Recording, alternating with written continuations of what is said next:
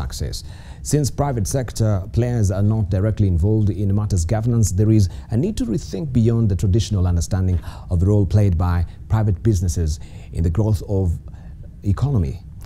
In terms of governance, how do the county governments rope in the private sector to ensure there is no feeling of disengagement, especially when it comes to decision making? That's a probing question. This is where business lobby groups such as Kenya Private Sector Alliance and also the Kenya Association of Manufacturers have a role to play in ensuring the interests of the private sector are factored in or factored when it comes to drafting of business and investments friendly laws. So we're joined this morning by the chair of KEPSA, this is Nick Nesbitt, and also we're joined this morning by the chair of Kenya Association of Manufacturers, Flora Mutai. We're still eagerly waiting for the Cabinet Secretary, Ministry of Devolution, that is Honorable Eugene Omala, to join us as well on this conversation, because this is acting as a segue to the devolution conference that will be next week in Kakamega County, Kakamega High School.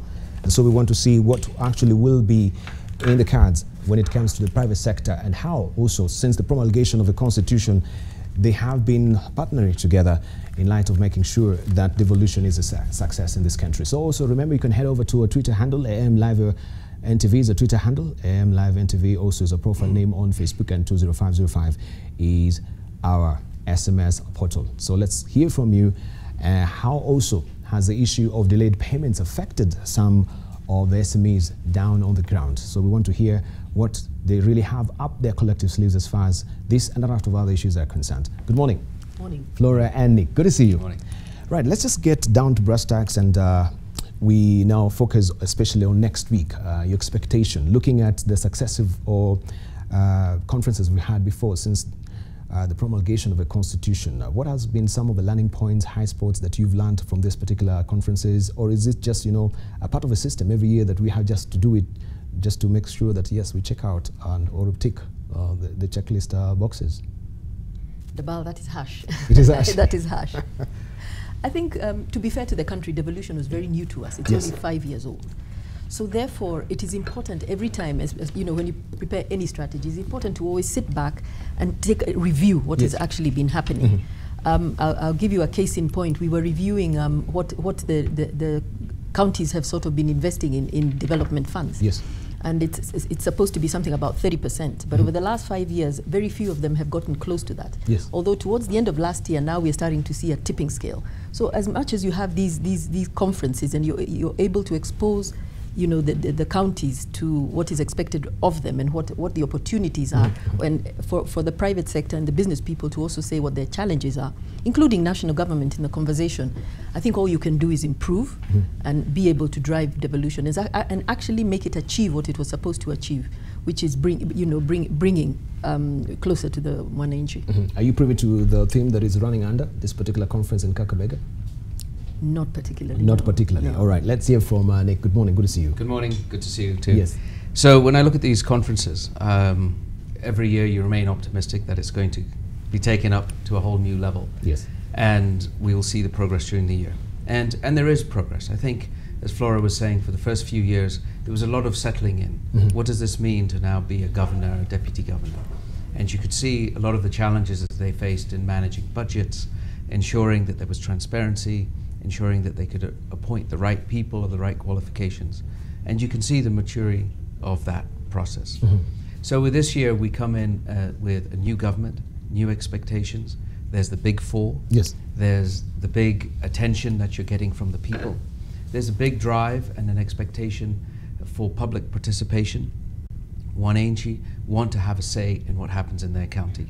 And so as private sector, we look forward with great anticipation for this conference, because so many of the things that are going to uplift the economy are going to be done by private sector, in particular the small businesses, and all of that work is being done in the counties. So it's a pivotal week next week, and we look forward to having very engaging and fruitful discussions with the government and the county governments as to what they're going to do over the next year. Right, a pivotal week, but also the pivotal question is the fact that so many people are feeling that yes, we do have the 47 counties right now, but this also is really straining, the exchequer in terms of making sure that they're well funded, the issue of money has been a crippling factor also in running these particular counties. And so there's a whole debate of whether maybe we should go back to the table and try and scale down on the number of counties that we do have in this country. Do we need these 47 counties in the first place? Should also that be maybe a very pivotal question that should be addressed in this particular conference? I do not know. The private sectors, I mean, what is the private sector thinking about the whole counties, or is it good business for private sector? No, it is difficult to deal with 47 counties, but I don't feel a conference like this is actually the place. This is a conversation, that needs to be had. It is true that it is a strain on the whatever, but I don't think it is for us to have it in this one. In this one, what we're trying to do is to actually take devolution deeper. You know, have the public tell the county governments, this is what we expect. Tell private sector, business people to actually engage so that they can drive business and make it happen. I believe, like I said, it's an important conversation, but I'm not necessarily sure this is the place to have it. Right, but from my own estimation, maybe I should hear also your thought before we go to the next question, Nick. Well, 47 counties, I think that's a lot. I think that's a lot. It's a lot. And it's very difficult for people to know who the 47 leaders of those counties are. And when you look at it, the whole point is we're trying to lift up the welfare of the citizens in that region. And I've met with governors in my role as KEPSA, numerous governors, talking to them. And to be honest, when I sit and I ask them, what is the unique value proposition of your county? Why should we go to your county? Because in many cases, they don't have an airport, they don't have a road, they don't have a port, they don't have any large companies that they can point to who are going to drive the tax base or increase employment, the number of paved roads, and so on and so on and so on. So many of the counties don't have a critical mass to actually create something. And if they were part of a larger block, and therefore I think the conversation that is being had around should we have larger inter-county trading blocks or governing blocks, I think that's one that should be explored during these next few years. And it comes back to, why should a private sector company move to a particular county and invest there? And there are a whole raft of issues that need to be resolved. And what I told one of the governors as we had this discussion last week was that perhaps the greatest selling point for the county that he leads was himself and his team. Because this was a governor that was very switched on, knew what they had to do, and so on and so on. And that's the kind of conversation that private sector wants to have with governors. But it's tough to do at the 47. It's tough to do at the 47. And it's tough for these counties to actually have enough mass to create a viable economic and social community. All right. Maybe, Flora, from your own estimation, how will you characterize the relationship that you do have, you as a private sector and the counties as well, right? I know also payment is one big issue. Yes. Yes, but has this in any way also affected your relationship with the counties in terms of you being gun-shy to offer more services to the counties? Okay. We do face several challenges with the counties. And one of them, of course, is just okay. Let me explain. For manufacturing to be conducive, yes, we need sort of like to drive down competitiveness, which is cost of doing business. You know, from energy to multiple charges and everything. And devolution has actually, as much as we appreciate it, it has actually made it more expensive. You know, we have you have cesses, you have distribution, transportation, branding licenses. So a lot of these, the cost of doing business has been driven among the counties. And of course, as a manufacturer, you want to reduce they're called non-tariff barriers. First of all, we talk about it usually in foreign getting into foreign countries, but now it is within Kenya. So definitely it has been a challenge for private sector and for manufacturing to thrive within the devolution. But we've been having a lot of engagements with them, and that is why you heard Nick refer to like private participation is one of the things we've been requesting that actually we need to have a bit more of. Previously, you would just perhaps open the newspaper and see, oh, there's a function out in Kisumu and we're discussing ABCD. You have less than 24 hours to actually react. So we go there. If we get there on time, ill-prepared. So what we've taken an approach is a more proactive approach, where we've gone round, you know, sat with most of the 47 counties, and given them what we require, and they then are in return telling us how they work. Help them sort of capacity build, help them understand what is important to us. You know, we need a pro-industry policy. We cannot have, like recently in Mombasa, you saw the tea being hit with a 32 shilling tax on each bag. Yes. I mean, that is against business, definitely, because a lot of the 60 or 90% of all tea traded in moves around within Mombasa. You can't have that. You can't have a governor waking up and saying, this is what we're going to do. So it is important for us to have a predictive and stable environment. It is important for us to drive down the cost of doing business. It's important for circulation of money. That is a very, very big one. You know, there was this whole thing about youth, women and children sort of now starting to supply not only national government, but county governments. Yes. And we do know that in both of them, actually, money has been delayed. Circulation of money nationally, obviously, now has reduced for several factors, you know, including interest rate capping, and that has also hindered, especially the SME, because they don't have access to funds. Some of them then supplied to the counties or the national government, and now have gone bust. I've met a lot of companies that have said it is easier for me to go back to work, and these are people we're trying to say we want to develop SMEs, but the minute you don't have money circulating, they don't have the fundamentals of business, which, you know, capital being one of the major ones, you know, they're quitting. We have a youth challenge already. We have an employment at 39.1%. You know, mainly youth. Yes. We have a social problem. We have, I mean, it is a dangerous problem that we need to, you know, we need to deal with.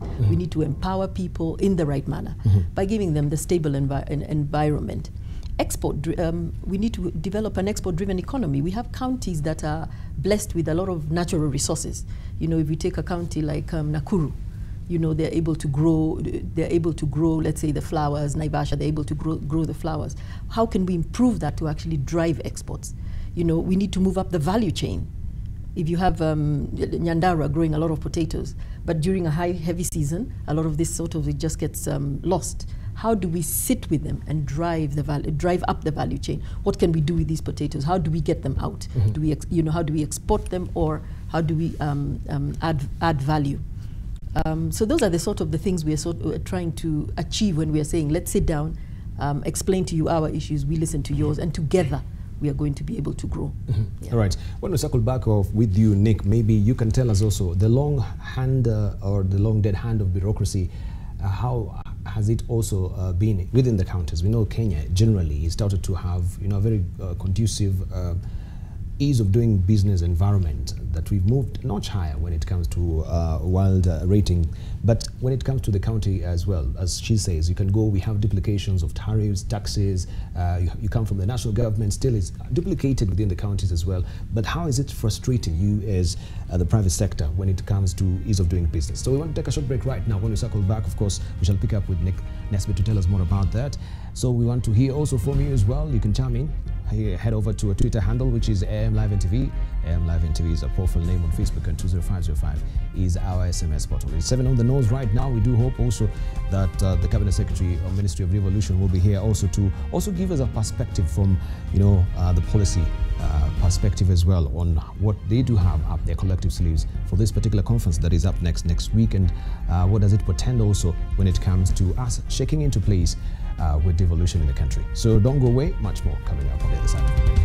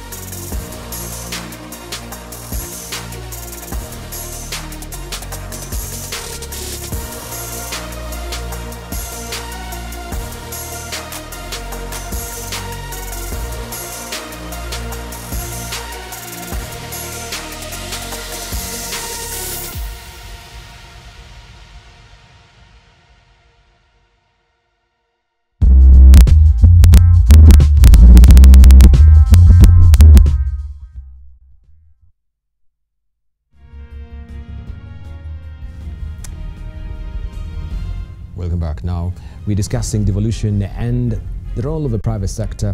How do they interface when it comes to making sure that they're doing business amicably, and what are some of the kinks that needs to be ironed out when it comes to, of course, having a smooth flow between the devolution or the devolved government and the private sector. And we know that one of the key challenges facing the county government is how to collaborate with the private sector in actualizing devolution and ensuring its success. Since private sector players are not directly involved in matters governance, there is a need to rethink beyond traditional understanding of the role played by the private business in growth of economies in terms of governance, how to do the county government, and also rope in the private sector to ensure there is no feeling of disengagement, especially when it comes to decision making. And that will be the probing question. And of course, we continue with our discussion with the panelists here. We started just looking at some of the successes and some of the challenges they've been facing when it comes to matters devolution. And allow me to introduce to you again, if you're joining us this morning, Nick Nesbitt, who is the chair of KEPSA. And also we do have with us the chair of Kenya Association of Manufacturers. This is Flora Mutai. And we continue with the conversation apace as far as devolution is concerned. Just to remind you that this is acting as a segue to the conference which is upcoming next week in Kakamega, the devolution conference, where all the entire devolved government will be in Kakamega to thrash out matters as far as devolution is concerned, ironing out the wrinkles and the kinks that we do have when it comes to devolution. Right, let's come to you, because we promised our viewers that we'll talk about the long dead hand of the bureaucracy and the ease of doing business, the environment itself. When it really comes to counties, how has been your experience so far as duplication of functions is concerned, national government, county government? So, good question.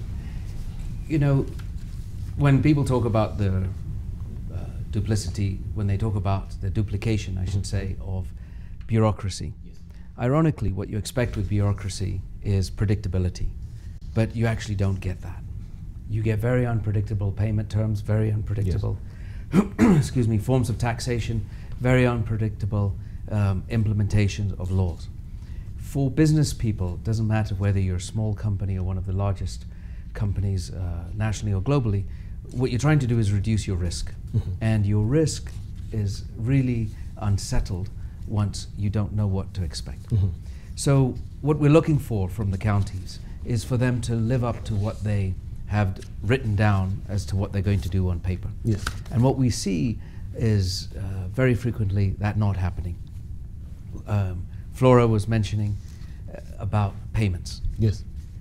It is becoming increasingly challenging for companies to actually get financing based on revenue that they're expecting from counties because of that unpredictability.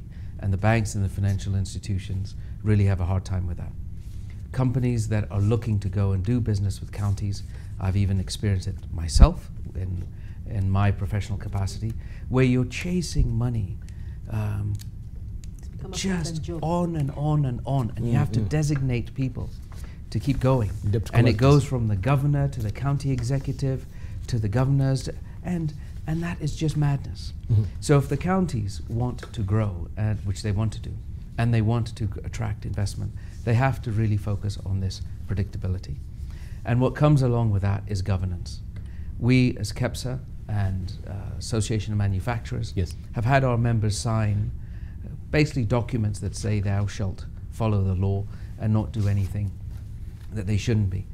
We need counties to institute policies such as that, which say there will not be any corruption. There's the Anti-Bribery Act that needs to be put in place, and there needs to be consequences for people that fail to perform. And failing to perform is also something that the governors really need to push on themselves. I would also say that when we look at what is happening in counties and the duplication, there's a tremendous amount of paperwork. And especially in my role at IBM, we and many other companies are big advocates for digitization. I know the president has said that this is the digital presidency. We need to get on with it. The counties have budgets. They're very large budgets for computerization, digitization. They need to start implementing.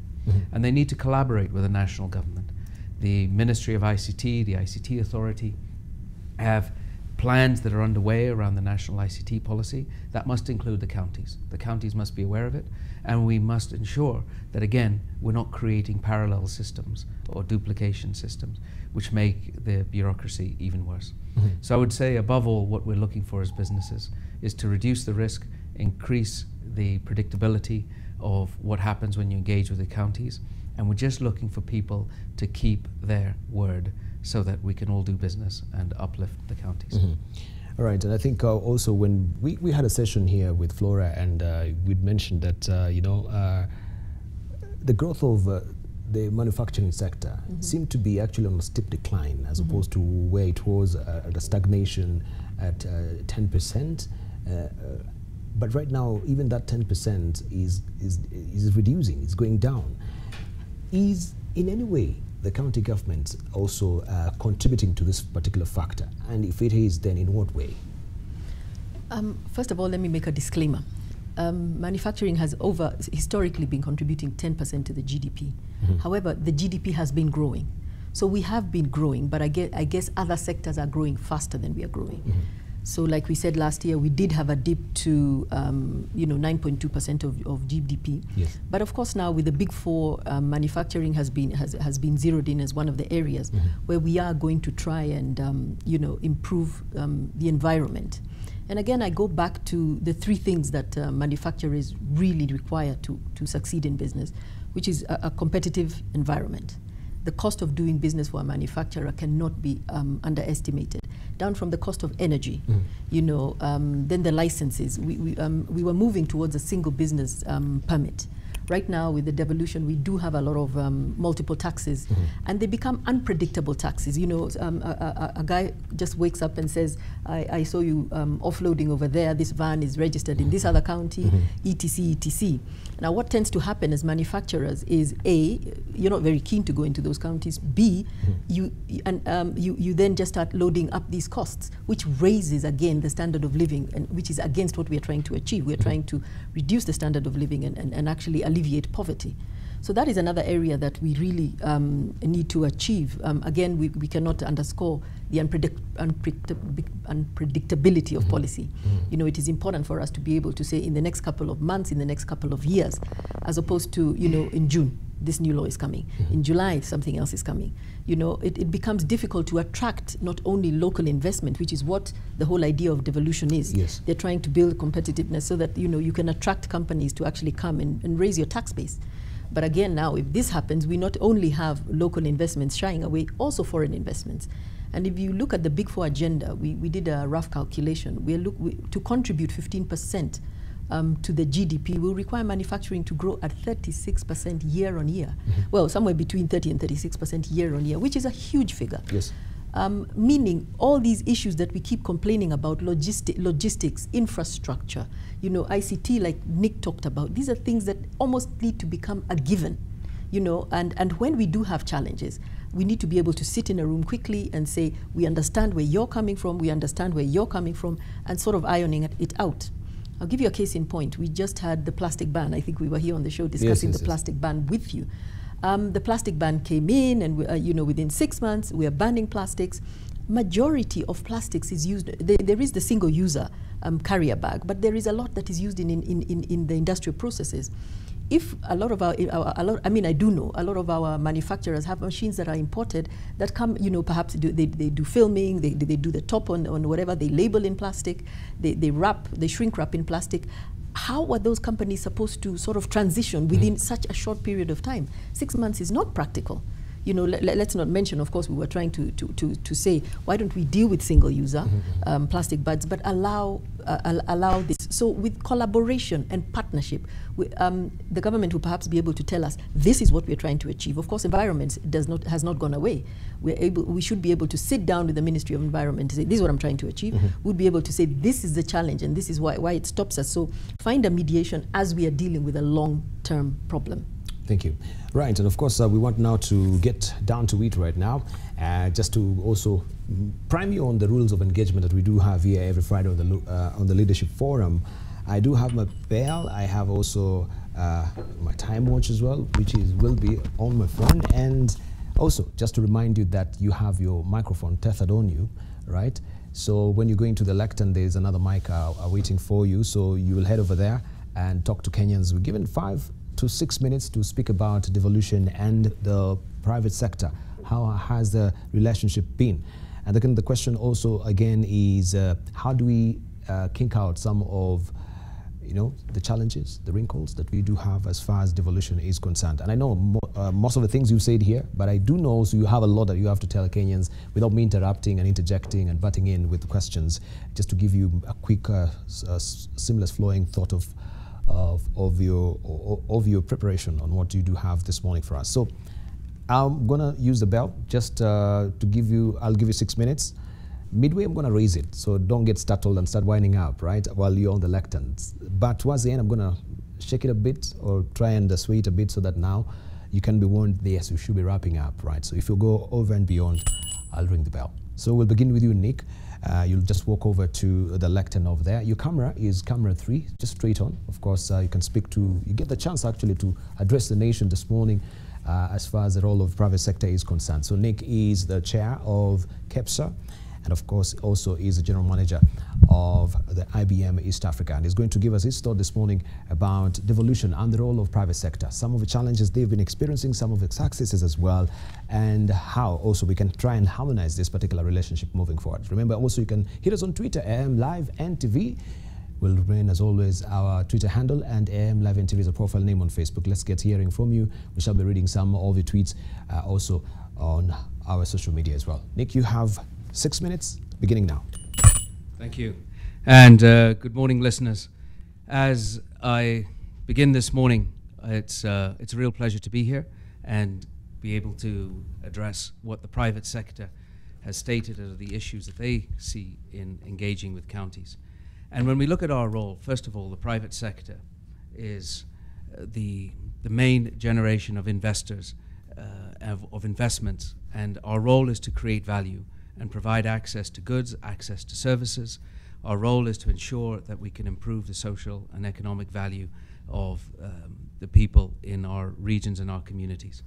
We're really focused as well on opening up trade and investment opportunities, generating wealth, creating jobs, and participating in county development. Kenya's private sector actually represents about 80% of the GDP, and it's the key pillar and engine of economic growth. And almost 70% of all formal employment is held within the private sector. And our businesses are primarily made up of micro and small enterprises, MSMEs, and there are about 15 million of them today. So therefore, when we look at our role as KEPSA, we have to be absolutely committed to ensuring that devolution works.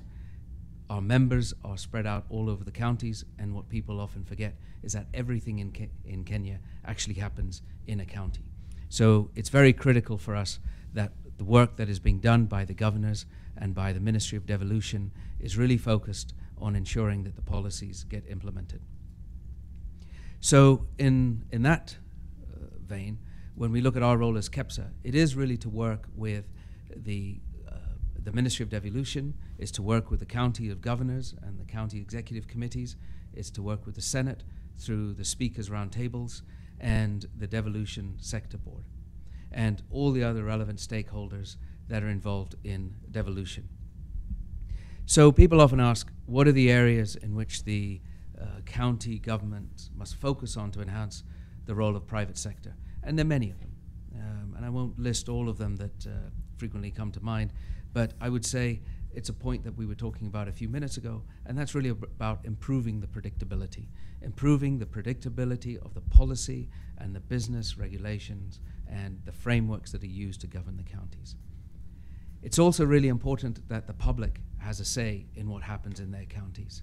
It's interesting to see how social media is really taking off, and if a governor is not doing what is expected, social media lights up. But it's not about social media, it's about active engagement by the public. I think some of the challenges that businesses face is just the bureaucracy, as we were talking about earlier, and there are great opportunities for digitization. Really important that the county governments implement their ERP systems and ensure that there are online portals and that e-citizen services are available to all. The unpredictability of the taxation means that there are random checks. People suddenly get taxed for things that they weren't expecting. I think what counties really should do is have a go-to-market strategy on how to attract businesses. And that means come up with innovative revenue-raising schemes, such as build your industrial parks, build your agro-processing parks, attract manufacturers, create wealth, and create a greater velocity of money. But to make sure your county is actually connected to a greater economy, the roads, the infrastructure are critical. There are huge gaps in what it takes to deliver something from one county to the next, and with all these challenges on infrastructure, that needs to be fixed. People look at the roads that are not working, and the first thing they think about is there's not enough money, and perhaps the second or even the first thing they think about is there are some loopholes in governance, and there must be wastage of public resources. Big challenge, and it's very important for the counties to ensure that they're putting on the right face when it comes to that. The counties, many of them, 47, so many of them are very small. We believe as KEPSA that there's an inter-county agenda that must be explored and pushed further and have larger trading blocks across the counties. And as you trade in these counties, of course, it's about reducing risk, and that means that security. We don't talk about it very much, but going back to the rural areas used to be something that was just a very pleasant experience. In many cases, the security is very challenging.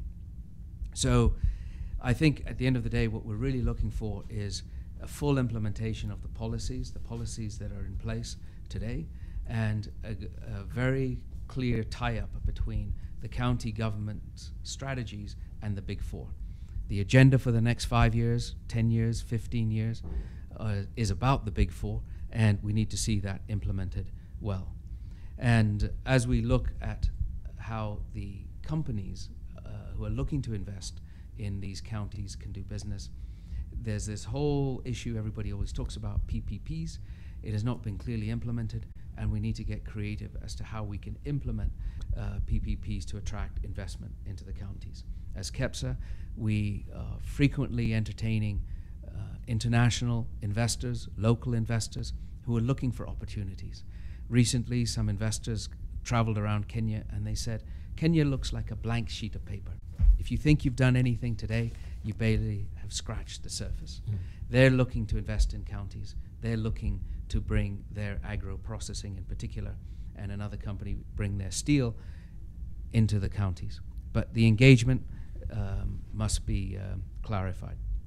So I think what everybody really cares about at the end of the day, and I will end at this point, is ensuring that they get paid for the work they do, and they get paid on time, and that they really have a lower risk environment when they go to do business in the counties. And that's all we're looking for.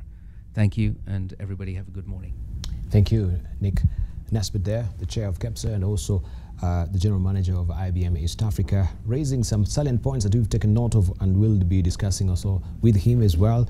The tweet, it is instructive to note that yet 80% of the GDP really comes from the private sector, very pivotal role they do play, and what are some of the county focus that maybe they should look upon. We have a whole, actually he's enumerated some of them. I shall just pick one or two of them. Improving the predictability, of course, of doing the business through the policies in the counties. He says that social media also should take off, and bureaucracy and great opportunity for business systems like enterprise resource planning and e-citizen.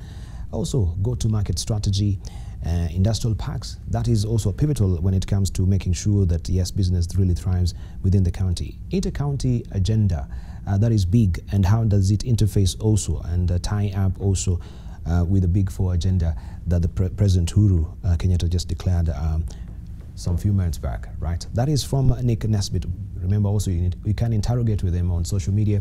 AM Live NTV is our Twitter handle. AM Live NTV is our profile name on Facebook, and 20505 is our SMS portal. Right now, also walking up to the podium, just now is Flora Motai. She is the CEO of Melvin Tea, and also she is a chair of Kenya Association of Manufacturers, and she's going to talk to us also on her perspective, especially from the manufacturing sector, which has been also encumbered with so many challenges as far as the smooth flow of business is concerned. The cost of energy has been spiking, and how can also the devolved government come in and try and ameliorate some of its challenges that they do face down on the ground. So Flora, you have let me try and set also my stopwatch here so that I can give you exactly 6 minutes beginning now.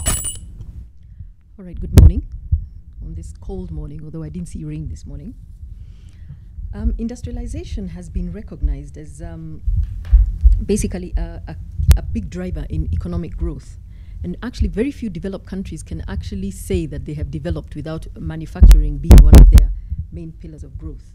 And the reason being is because manufacturing is very deep-rooted. It is the muscle behind employment. It creates real jobs, which then have with a lot of backward and forward linkages, with an opportunity for wealth generation.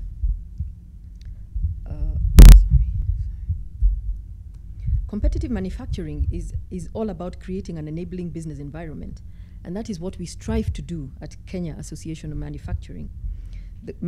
The contribution of the manufacturing sector to Kenya has been, like we mentioned earlier, 10%. Last year it went actually to 9.1%, employing around approximately about 300,000 people. The current government, as we know, has prioritized manufacturing in the Big Four agenda to contribute 15% to the GDP, which is a huge target. And as industry, we applaud them, and as it will transform the lives of Kenyans through job and wealth creation and improve a lot of the quality of lives, which is important, like I mentioned earlier, considering the big bulge in youth population, and with a 39.1% of them being unemployed. And as CAM, we are keen to see manufacturing centralized in our national and county visions towards achieving an inclusive political economy. Through devolution, industries continue to enjoy services closer to them. There's no doubt that it has achieved a positive impact. However, there are certain areas that do need to improve. And in order to reap the benefits of devolution, we must begin to look at counties as the future engines for growth. It is also evident that political tension in our country will continue to be made worse by socio-economic inequalities if county leadership do not actually take on this mantle. There's no better time than now to harness the potential of the manufacturing sector in creating shared economic values and sustainable economic solutions. However, many of the counties have not given the importance of the industrialization agenda in their development plans. And like a lot of them have not conceptualized or matched out their development priorities or clearly articulated them in their sector plans. As a matter of fact, and we have been checking, according to the Public Finance Management Act, they are required to put 30% of their funds into development funds. And over the last 5 years, I mentioned this earlier, a lot of them were below this, although towards year 2016 and 17, we did see sort of like a marginal growth, which has surpassed the 30%. Last year's industry, together, we identified 10 priority areas to focus in each of the sectors. We went round and we had, we shared our vision with them. During, again, the gubernatorial debates, we engaged each of them in carving out what are their competitive advantages and what needs to be addressed for us to be able to drive manufacturing. And we actually distilled that recently to just 5 pillars, and one of which are creating a competitive environment, having a level playing field for local manufacturing, promoting exports, developing policies and institutional frameworks to nurture industrial growth, and with a special focus to SME and skills development. What is required, again, we must look at all the time what is required to spark manufacturing. And the first one, of course, is driving competitiveness. We shall never get tired of saying this. Why we say this is we have a help desk at KAM where we record the amount of issues that people call in, and we have noticed over 60% of the complaints that come in are county related. My van has been caught with perishable goods. What am I supposed to do? I don't know about this license. This is new. This was not communicated. So cost of doing business, especially industrial inputs and logistics, that's important. Multiple charges, levies and fees by counties still remain a challenge. The lack of a single business permit. We would like to see sort of like a harmonization of permits, so like the source, perhaps you pay in your originating county, and they find a mechanism to sort of distribute it among themselves. Of course, unpredictability, policy environment that we had mentioned a lot, and infrastructure challenges, water, sewage, among others. For example, environment has become a devolved, environmental waste management has become a devolved function, and those are areas we do need to partner. Counties are blessed with natural resources that should be leveraged on to foster a strong manufacturing base. And in order to address these challenges, the county governments and the business community must continue to forge these partnerships that will see some of the following frameworks and measured and developed. Number one, we must have an innovative waste management measure to promote a circular economy. The second one is to address infrastructure challenges in the county. There should be a private-public framework between counties and the business communities with manufacturing. Stakeholder participation framework that will allow manufacturers to participate in lawmaking and policy generation. We must have a national regulatory framework that will address the issues of multiple taxes, and we want counties to set up industrial parks, land banks, special economic zones to promote business. Long-term financial models must be supported to support manufacturing startups. We would like to partner with them to sort of drive the agro-processing of raw materials, because we are an agricultural-based economy, and we must improve the effectiveness of the county regional blocks. As I conclude, counties are no longer the future of this country. They are the present solution to our economic frailties. The concept of devolution to distribute wealth and resources to each and every citizen while imparting a sense of belonging and ownership can materialize if we build a strong manufacturing base in every county. And if I could finish with a quote from Jack Ma, he actually mentioned that the world needs new leadership, but the new leadership is about working together. Thank you and good morning. Thank you very much, Flora Mutai, the CEO of Melvin Tea, and also the chairperson of Kenya Association of Manufacturers. Of course, yes, the world needs new leaders, and a quote there from Jack Ma. Well, how did it end again? It just eluded me. Oh, we need new. Let me get it correct. We need new leaders, and the leadership is about working together. It's about partnership. And of course, this is the conversation that is ongoing. Of course, here on AM Live, it's all about partnership, devolution, and the role of private sector, social leadership in inequalities. This is one of the points that she's raised from her, of course, presentation this morning, and marginal growth that has been experienced, especially when we hark back to 2016. This was a big challenge as well, and that also has been on a steep decline if we may go with the recent data and statistics as well. Policy and institutional frameworks with special focus on SMEs.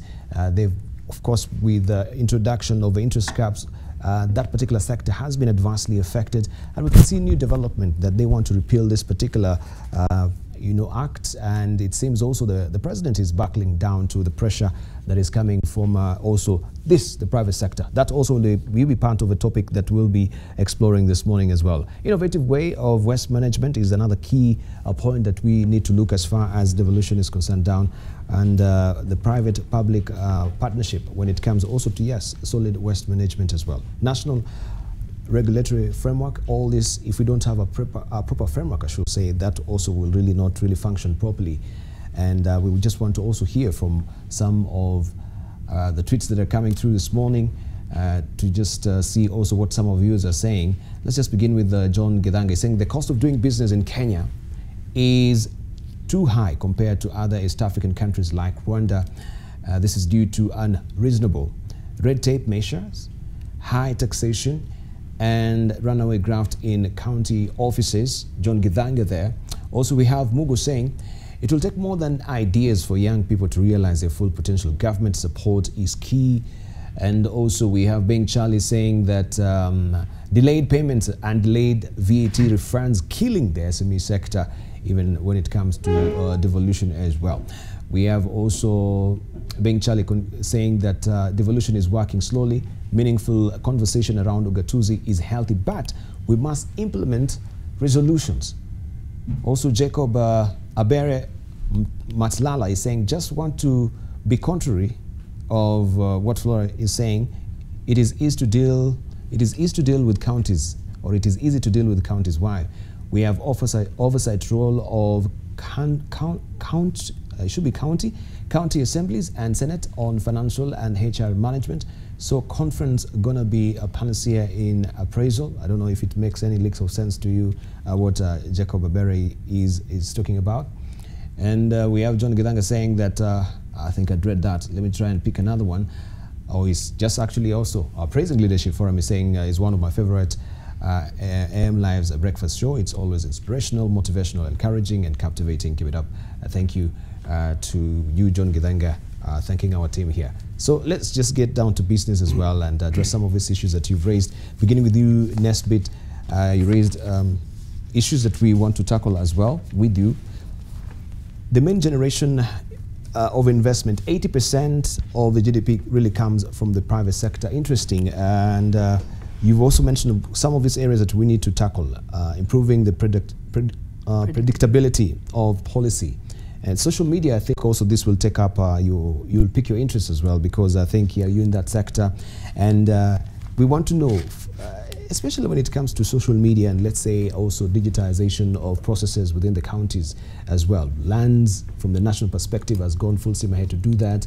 But I think also the uptake is slow when it comes to counties as well. But it will be prudent when we have systems which are actually digitized in all the counties as well.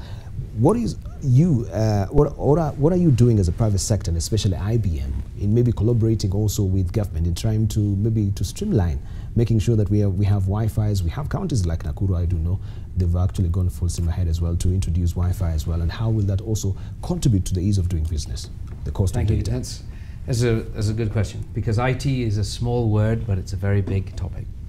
So when you look at the layers of IT, yes, the first layer, what they call layer 1, is all about the transport layer, and that's about access. So what's very important, and the government is doing this, is to ensure that there is high-speed access, internet access, in as many parts of the country as they can. Mm-hmm. When you layer on top of that the fiber, then you get the Wi-Fi. Yes. That, between the fiber and the Wi-Fi and what people are bringing to your home and so on in the offices, that is what gives you access to all of this content. So the other part that the ICT ministry is pushing is for local content. And local content means not only what you get out of creative media and so on, but also what you're doing with that local content. It could be e-citizen, it could be government records and so on. But at the end of the day, people don't necessarily want to go to the internet just for entertainment. They want to use the internet, they want to use access to services to improve their businesses and improve their lives. This is where it gets very interesting. It gets very interesting because so many of the processes that we are engaged in today are paper-based, which means that people are walking all over town and are getting on public transport or private transport to go to a destination where that document can be processed. And then they have to do the manual carrying of brown envelopes, whatever color they are, yes, from one organization to the next. That whole process can be digitized. It can be digitized. And we as IBM, and as I said earlier, other companies are working with the government to try and take a holistic approach to that. The Ministry of Trade and Industry, Aiden Mohammed, they're really pushing ease of doing business. Yes. We as IBM have worked very hard with them to take some of these processes, simplify them, streamline them, and you can see how our rankings have improved tremendously. But to really have the people feel a difference, we have to take it further, and that's what we're trying to do. We want to make sure that all of these processes that people are running around doing can now be digitized. The workflow, the processes can be mapped, tracked from the comfort of your own home or your own transportation. You can see where your document is, and you can accomplish what you're trying to get done. If you take all of those processes, that's great, you can get it done. But now you need to bring trust to the equation. And that's again where we are getting very involved with trying to bring trust to the digital network. And the way you can bring trust is using technology, and most recently as IBM, we've been pushing blockchain. This is a word that is increasingly being talked about in Kenya today, and we are very active in that. What blockchain does is ensure that these processes that you're going through are actually legitimate, and the documents you're dealing with and the people you're dealing with are legitimate. And the process you can use, you're using, can be done a lot faster. We have just taken an implementation of that and announced it this week, where we're working with the company Twiga Foods, a local company, that distributes vegetables from smallholder families, farmers, I mean, to small retailers. They're sort of a business to business. But using blockchain, we've enabled data to be collected about the shopkeeper and about the farmer, which will give them a greater ability to get credit. Because now you can see what their turnover is like, the frequency of borrowing, the frequency of paying, you can see their transaction history. All of that is stored in the blockchain as a permanent record. And the banks, insurance companies, transporters, agriculture, all of these people, think of a WhatsApp group, are in a community watching what's happening in real time. And you know there's a permanent record. And now people can say, I trust that farmer, I trust that retailer, I know they have predictability in their business, and I can lend to them. So it's innovations like that, which you're doing in the private sector on a very small level, that brings trust to the equation, that can help elevate people participating in the cities or in the counties and elevate their businesses. When you bring blockchain to lands, you can make sure that that title that you're buying has been certified and it is true. When you go to buy it, we know that that is actually you and it is certified. When I go get my high school certificate and my grades, that's certified. So all across the country, we are trying to bring certification, a single source of truth about almost any process, any person, any asset. And therefore, anytime you engage with anybody digitally, if the blockchain is behind it, you'll be able to trust it. Now think what that's going to do to the brand of Kenya for local and international investors, when you know that that piece of land that you're going to build a plant on to generate employment and steel actually belongs to that landholder, and so on and so on and so on. So that's what we are doing, and that is the future of technology, but the future of technology is actually now, and it's happening. And the task force that Dr. Ndemo is leading is very actively engaged, looking for use cases at the port and everywhere, how we can transform. And we do hope also from the task force it will not just be on the national policy level, but also this will be also a big chunk of a discussion also with the Devolution Conference, because I think it's a noble idea, a very winsome one, but also sometimes we lag behind in time in trying to implement. We come up with good task forces reports, but the implementation also is a different kettle of fish altogether. Yeah. And she's talked about policy and institutional framework with a special focus on SMEs. SMEs have been affected, and we talk about SMEs, we are looking at the counties where most of them right now, even they're watching today, because they've been crippled as far as access to financing is concerned, especially with the interest rate caps, where the banks also became a bit gun shy to lend to small and medium enterprises, because they feel the rate of bad debt also has been rising as well. Or maybe just to hit back at the government that yes, we want to just you actually loan to the government so that we can feel the effect of the interest rate having a negative, not a positive effect as well. You as a manufacturer, where a lot of SMEs do fall as well, what has been the frustration that they're experiencing accessing financing? Or finance, I should say. Finance is, like I said, a very big component, of course, in manufacturing. And in fact, if there's anything a manufacturer requires, is long-term funding. Because unlike trading, a manufacturer has to buy the plant, at least locate somewhere, then buy the equipment and begin trade. That is it way before they've started the business. Buy the inventory and then actually sell off the inventory. So we've actually been advocating to have long-term financing for a manufacturer with perhaps even some moratorium. I think the banks are not necessarily hitting back at the government. The banks have choices where to put their money. You know, if I could lend to an SME at 14%, furtively hitting back at the government. Well, I can put it in. I can put it. You know, buy government bonds and bills and go and play golf. I mean, they have choices where to put their money because now they're not being allowed to rate the risk of the SME. I'm not agreeing that the risk of the SME was at the 19-20% interest that they used to charge. Yes. But I guess because they have their ceiling and their base and their ceiling controlled, they also have businesses to run. Yes. But for me, with the results that we saw recently from banks, now is when I'm saying perhaps they're making normal profits as opposed to super normal profits, where their return on capital was 21%. I think now it's starting to drop to what is supposed to be globally acceptable at 11%. So it's not like they were not making money. However, I mean, there's a lot more around the whole capital conversation. For example, we've been saying in manufacturing, could we not use pension funds to actually come and build like a, either a revolving fund, support the biashara bank so that manufacturers can come and borrow in the long term, not necessarily always running, to a commercial bank. We need development banks giving a lot more and supporting the SMEs. But let me give you an interesting analysis that we did just the other day with, within KAM.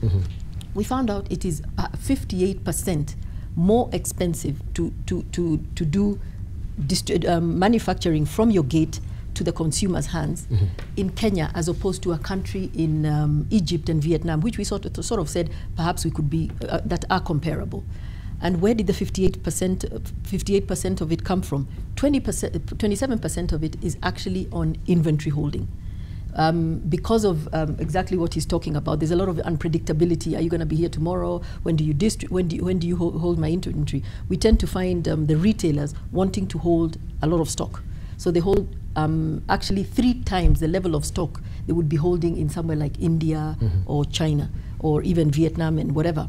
Why? Because again, they don't know, lack of information and lack of systems.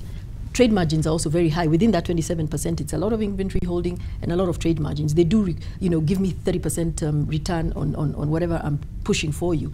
Whereas, if you could turn that coin, if I give you a margin of 30%, what am I doing? I'm increasing the cost to the consumer. I could reduce the cost to the consumer and turn the coin several times over. Within a year, if I could turn that coin 12 times, as opposed to giving 30% and turning it 3 times, it makes a big difference. So we need to start educating even the retailers and the way business is being done in Kenya on how to turn the coin around. Of the 58%, now there's another one, logistics from port to your gate. The logistic costs are actually, astronomical. You're talking 12% in Kenya as opposed to 8%. And that is just the multiple charges, trucking, poor roads, infrastructure, and everything. Solution: let's operationalize the SGR a bit better than we expected. We need to actually see the fruits of SGR. The kind of rates they're giving so far are not working because your goods are being traded with 3 times. You get off the ship onto 1 mile in the Mombasa, then onto the SGR, and again the last mile. So we need to deal with this, let me borrow from the energy, the last mile connectivity on both sides, so that you have your goods moving a lot faster. Again, back of the 58%, the last one is promotions. You'd be surprised. In Kenya, the cost of promoting a good to actually make Debarl or Nick buy it is 13%, as opposed to Egypt and Vietnam, where we're doing our comparative study, which is 6.5%. Okay. So what you're doing is you're actually, you are selling goods, but I'm actually charging you to get the goods into your home. The solution for this would actually be for retailers to actually sit together with manufacturers and take a look and see, the only person that earning on this, back to your question, is actually the banker. Because what happens, I'm then holding higher stocks. I'm then holding higher working capital. I go to the bank, I have to borrow it from the bank. So all that needs to be unpacked. And that is it's a conversation that we've started driving at KAM, and we are hoping to actually get it, because 58%, you must agree, is rather high. And then it doesn't then surprise you that a lot of the multinationals are actually now choosing to just trade in Kenya. you know, let me not manufacture in Kenya, go out and manufacture in Egypt and send my goods into Kenya. Creating, of course, an unlevel playing field for the few Kenyans who, you're born here, you're bred here, and this is what you think. Thank you. Yeah. Thank you. Let's come to you, Nick, because also from KEPSA you have an initiative, we're calling it the Kenya Rising Star, and also I think a scale-up program as well. In light of also the Big Four agenda that you mentioned, how do you, you know, intend to actually make sure that these particular initiatives, they interplay or interface each other in terms of realizing the Big Four agenda? Okay, thank you. Yeah, the Rising Star program is one targeted on developing businesses from the small micro to the SMEs all the way to the larger businesses. And it's a model where the larger companies engage with the smaller, who engage with the smaller, and pass down skills. Think of mentorship, and in particular business. And this Rising Star program is one that has a different concept, which is to say, let's allow companies to be as large as possible and be as productive as they can.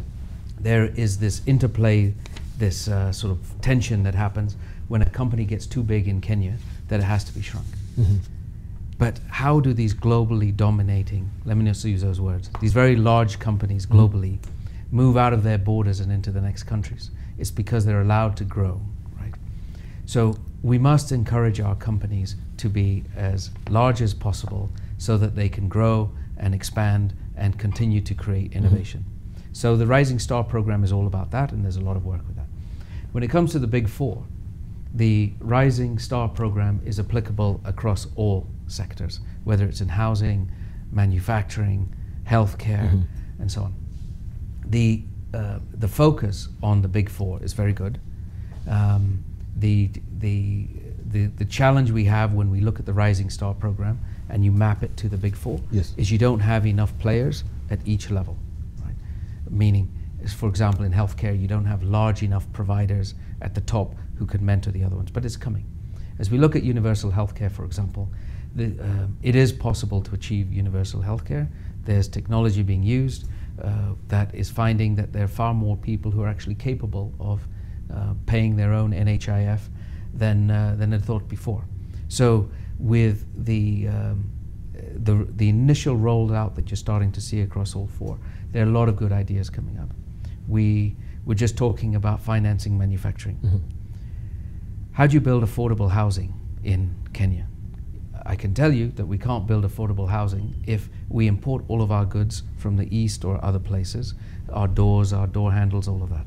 We need to start looking at ecosystems, and the whole concept of ecosystems in all of the Big Fours. So you can create an industry, you can create a supply chain, you can reduce the 58% that Flora was talking about by ensuring that if you are actually going to build a house, that the doors are made literally a few hundred meters away, the metal is formed, the glass is made over there, the construction material for the house itself, the wood, all of that should be close. You have these industrial hubs.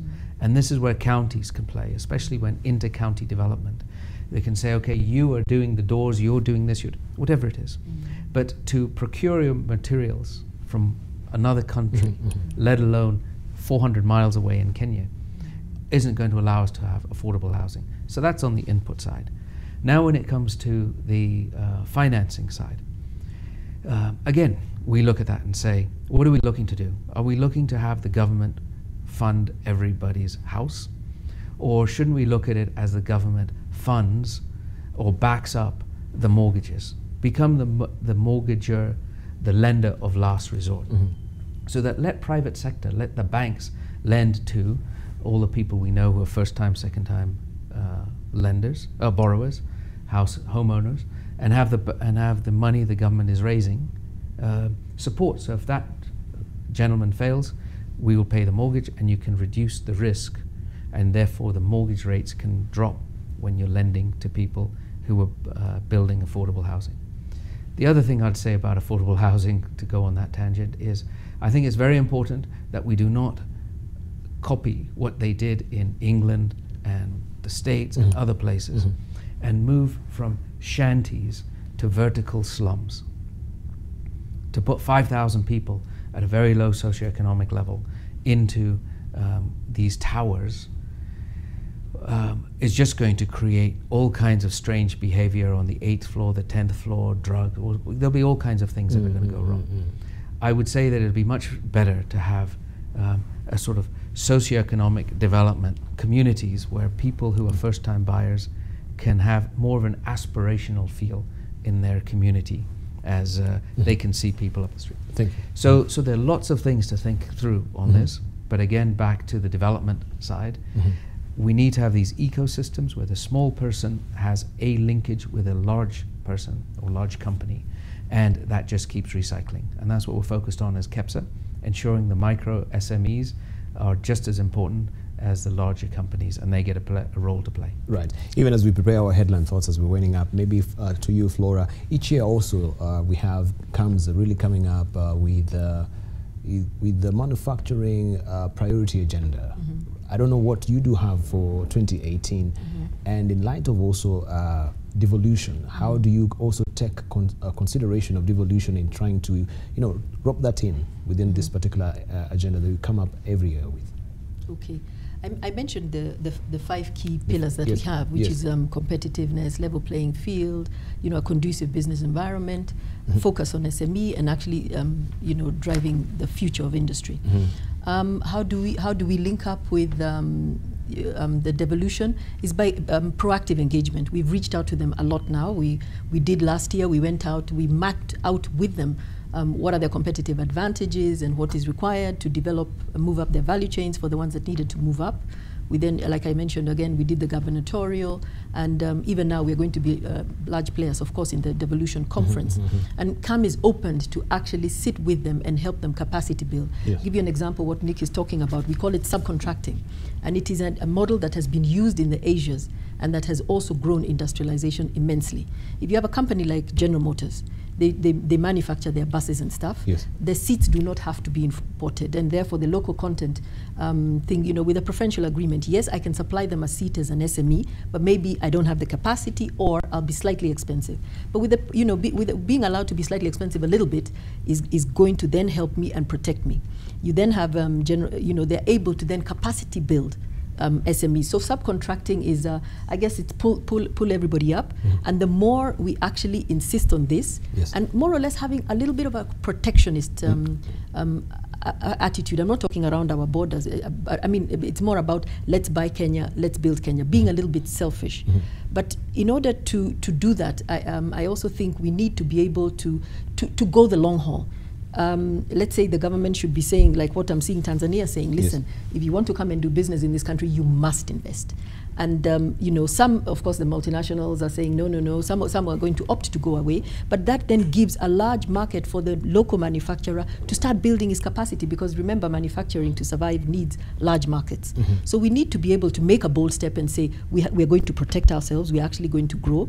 That also means we're going to have to tighten our borders, and it also means we're going to start having to guarantee markets, not only the local, inter-county, but also regional markets and inter-Africa. I mean, we cannot tell you how excited we are about this, trade agreement that we've signed with the rest of Africa. But it needs to be operationalized as a matter of urgency, because the rest of the world right now is looking at Kenya. I mean, looking at Africa really as the next growth potential. So if we could sort out our issues and actually help A, the local grow, B, give a conducive environment to the rest, we will attract the ones who will run away now during the pain section, where we are saying let's protect ourselves and support the local, will come back, because there will be a larger market and there will be ease of doing business. Right. And if I just may add on that point, briefly. A lot of people get concerned when they hear us even use the word protectionist. But if you look at it, what we're talking about are just a few sectors of the economy where we want to focus on the big four in manufacturing. It's around textiles, it's around leather, it's around agro-processing, it's around construction materials that I was just talking about. Those areas where we are actually growing the raw materials, raising it from the ground, where we get cottage industries to grow into large, that we should focus on. There's so many other industries that we're not making protection. These TVs, cars, you name it. But let's focus on a few areas and then expand. Right. We are winding up, and just briefly your closing remarks, because we didn't mention about, because you have also economic partnership agreements that, and also the extension of facilities like AGOA as well. Can we also try and focus this briefly also with you, Nesbitt, in terms of economic special zones? How do these tie in from various sectors like KEPSA and CAM and also IBM and even Melvin T as well, yes, right? yes. Just briefly as we're winding up. Let's begin with you, Nesbitt. Okay. Briefly. These special economic zones used to be called EPZs, these focused trading areas. I think they're really the embodiment of a public-private partnership. I think it's very important that the counties and the national government focus on these zones, make it very easy for people to come in and set up. That means the horizontal infrastructure, the water, the power, gas, whatever it is, they should find a good way, raising municipal bonds, for example, for those to be laid, so that when somebody's coming in to build and create jobs, they find the infrastructure there, the roads, lighting. It's very important, as we were saying earlier, that these ecosystems, these industrial hubs, are created in particular areas close to highways, close to the right education and so on. Because if you don't do that, you're going to you won't get the benefits of the economies of scale. So I think a lot of the work that's been done so far is good. Now it's going to be down to implementation. Implementation, thank you. Laura. I think he said it all, because that is mainly around manufacturing. It is important to have the hub so that they're able to sort of work together. And also, not to mention that the downstream you'll also create, the services that will be supporting, these hubs around that. There is empirical evidence that shows that industrial hubs actually creating land banks and in industrial parks eases the cost of doing business, raises capacity, raises skills and technical knowledge. So it is a win-win, and one of the things we do request a lot of the counties to do for us is actually to designate an area where we are able to sort of develop these industrial parks, and of course have the special economic zones, allowing a lot of foreign investors to come in, and not even foreign, I mean it could even be local investors to come in. Thank you. Yeah. I want to thank you, Nesbitt, with the chair, Nick Nesbitt, the chair of KEPSA, and also the general manager, IBM East Africa. Also Flora Mutai, she is the chair of Kenya Association of Manufacturers and also the CEO of Melvin T. We'll be taking Melvin T, of course, after this. We need to. But I want to thank you so much for that, for this cogent discussion we just had on devolution and the role of private sector. Of course, we were eagerly waiting for also the CS to join us. Apparently, he had a very urgent commitment this morning, couldn't make it. But I'll be remiss if I don't also read some of your tweets as we're winding up. Briefly, just one or two.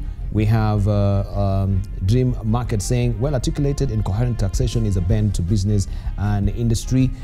We have also John Githanga here saying, in the last term, we saw governors and the MCAs engaging in looting, extravagant spending sprees, such as benchmarking trips and all that jazz. This kind of trajectory should stop this time around. And lastly, George Fundi, devolution can only be supported by a vibrant and performing economy. Thank you for your participation on social media as well, and of course also thanks to our panelists once more for joining us this morning. Remember, this is just a segue to prepare the conference that is happening in Kakamega. That will be at Kakamega High School next week, the Devolution Conference, the 5th edition of the Devolution Conference. And we'll be also making sure that we have a wall-to-wall, wire-to-wire live coverage live from not live actually, but yes, live from Kakamega. That is next week. So make sure you tune in. Thank you very much for your valued company. I'm Debarl Inea.